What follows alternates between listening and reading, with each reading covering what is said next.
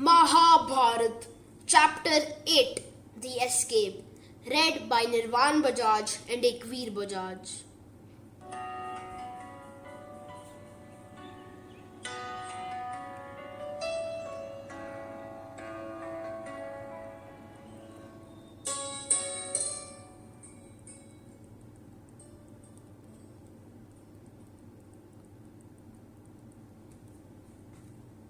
Mahabharata, Chapter 8, The Escape. Ved Vyasa's epic on the Bharat race was first recited in public by his disciple Vaishampayan at the behest of the ageless seer Vyasa himself.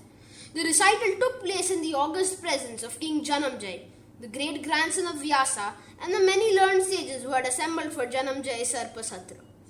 The seventh session of our rendering of Vaishampayan's recital of Vyasa's Mahabharata recounted how the ascendancy of the sons of Pandu over his own roused the envy of Dhritarashtra, and how he, advised by his political mentor Kanik and abetted by his son Duryodhana, plotted the exile of the Pandavas to the city of Varanavata.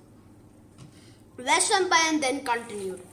As the Pandavas arrived at Varanavata, they were welcomed joyfully and ceremonially by the people there, and the entire city went gay. The Pandavas reciprocated by visiting the homes of people of diverse stations. Then Purochan led them to a palace. For 10 days they stayed in that palace, attended by Purochan and the citizens. Then Purochan spoke to the princes of the mansion exclusively built for them. At his instance, the Pandavas left the palace and entered the mansion. And Yudhishthira, sensing the aroma of ghee and fat and lacquer, later said to Bheema, "This house is built of inflammable materials. Purochan, the wicked henchman of Duryodhana, is waiting to burn me to death." Wise Vidur knew of it and had warned me about it. Our youngest uncle, ever wishing us well, told me that his house of ruin was built as commanded by Duryodhana. Even if our death by fire makes grandfather Bheema angry, why would he show it and incur the wrath of the Kauravas? Or perhaps he and the other elders might show it only to appear righteous. Then Bheema said, "If you know this to be an inflammable house, let us return to the palace where we first stayed." And Yudhishthira replied, "I think we should continue to live here, simultaneing innocence and yet be cautious and alert. If Purochan knows that we have read his designs, he may straightway burn us to death. If we flee this place, Duryodhana with his spies will certainly stalk us to death. He has the power of rank, he has allies, he has the full treasury. We have none of these. Will he not plot our death by devious means? Let us, therefore, dissemble our intentions and spend our days roaming over this land and hunting. Then the path of escape will be familiar to us. We shall live here guarding our safety and planning our escape, but all concealed from Purochan and the people. We shall also have an underground outlet from our chamber dug in secretly. If we act in this way, no fire will be able to consume us." Then one day, a friend of Vidur's came to the Pandavas secretly and said, "Vidur has sent me an expert miner to be of help to the Pandavas. In confidence, Vidur has said to me, Duryodhana intends to kill the Pandavas and their mother by fire. Go, give them succor. On a moonless night of a waning fortnight, Purochan will set fire to the door of this mansion. O son of Pandu, Vidur had once spoken to you in the Mlechana dialect and you had given your assent to it.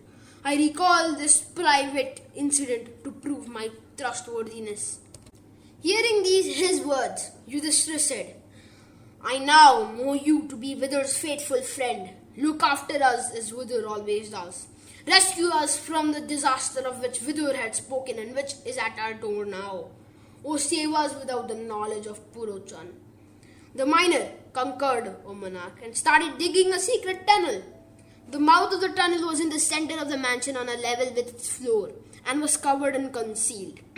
At night, the Pandavas, ready with their weapons, slept within, and during the day they went a hunting from forest to forest.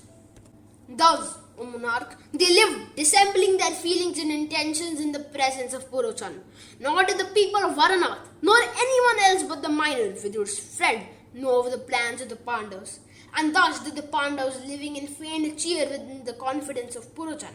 And beholding the gleeful Purochan, Yudhishthira said to his brothers, "The time is ripe for our escape. We shall fly, hence consigning this mansion to fire and this wicked Purochan to his death and fire."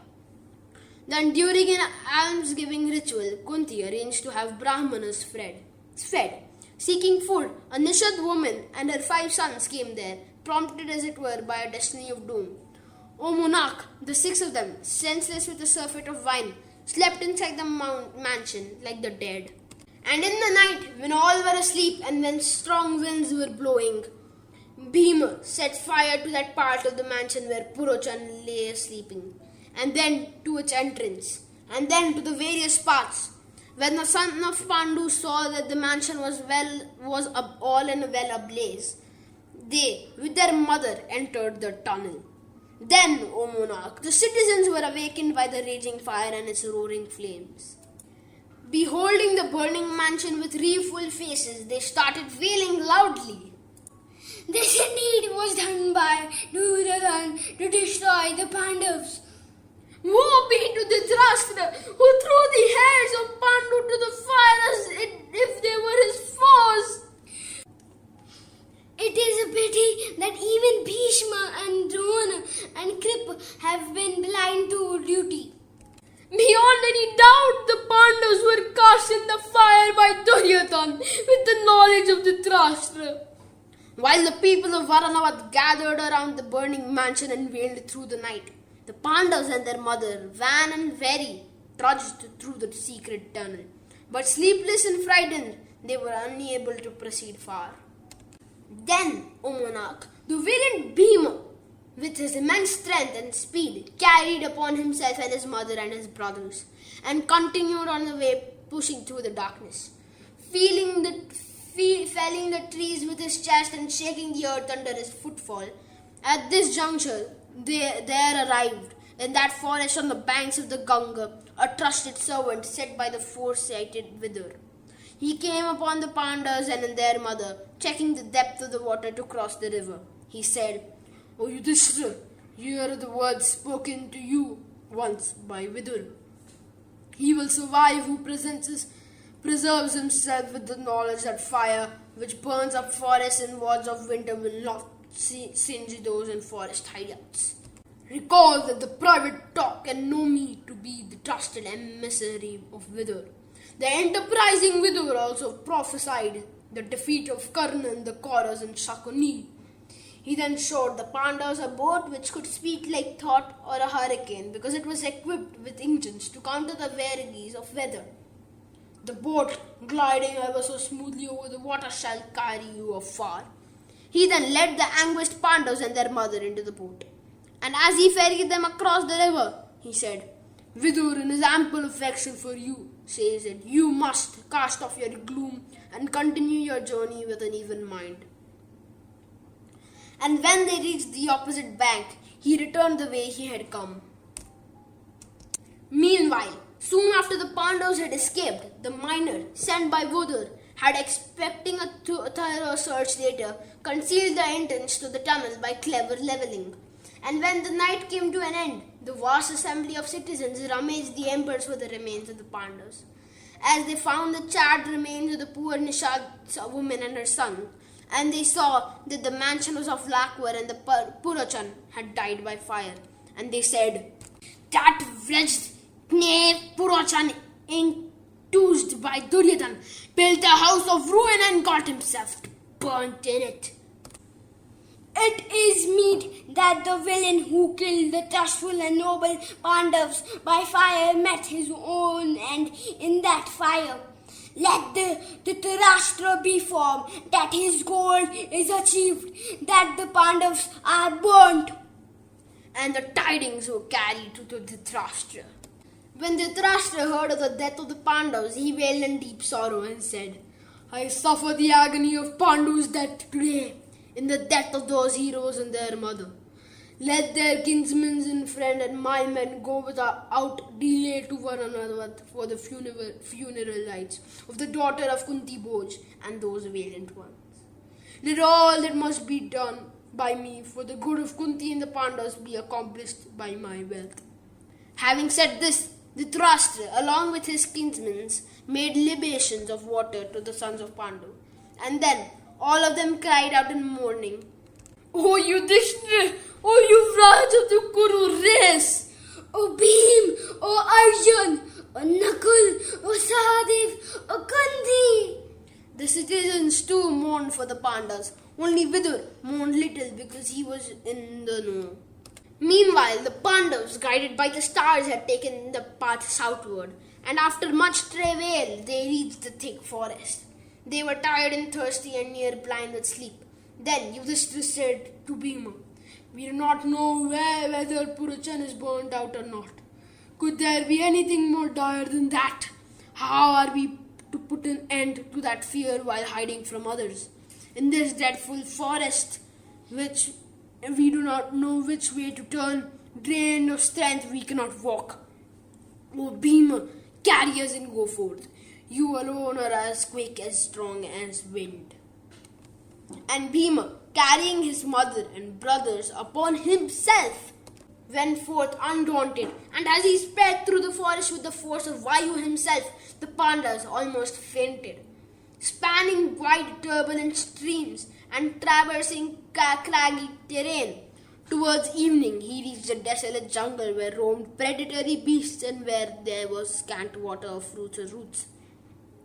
As darkness crept upon the twilight, the howl of animals turned more raucous, and an untimely wind began to blow, which, tearing through the jungle, scattered the dry leaves, even as it grounded sturdy trees. The Pandavas, weighed down by sleep, were unable to go on. They sat down there. Then Kunti, oppressed by thirst, said to her sons, "I am the mother of 5 Pandavas. I am in the midst of them, and yet I am racked by thirst." These words of his mother, O monarchs, scorched the heart of Bheema, and he set out. As he wound his way through the thick, deserted jungle, he saw a beautiful spreading banyan tree. He said to his mother and brothers down, and said to them, "I can hear the call of water birds. There must be a pool nearby.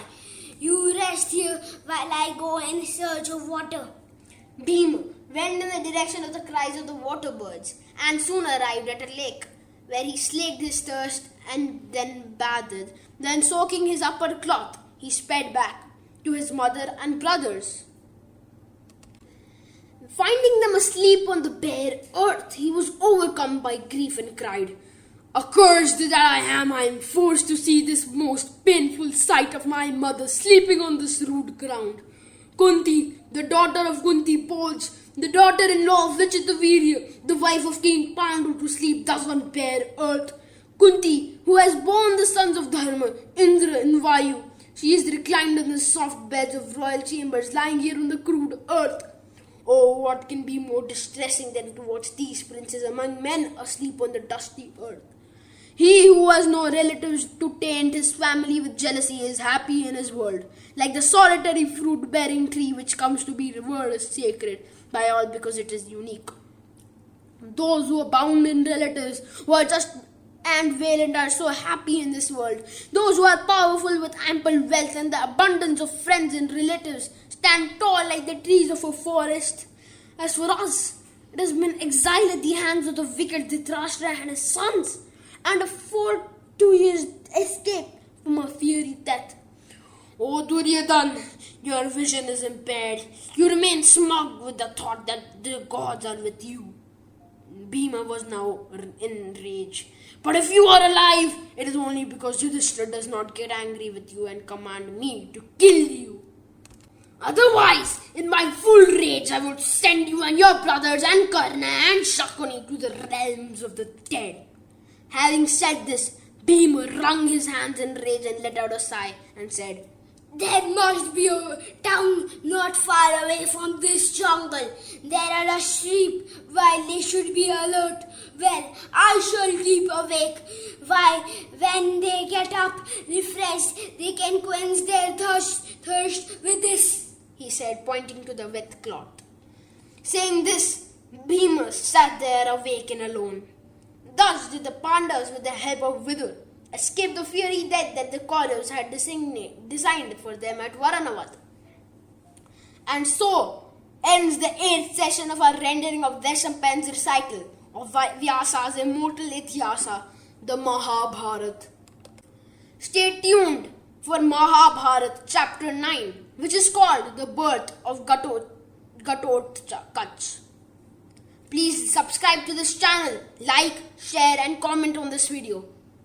Thank you and namaste.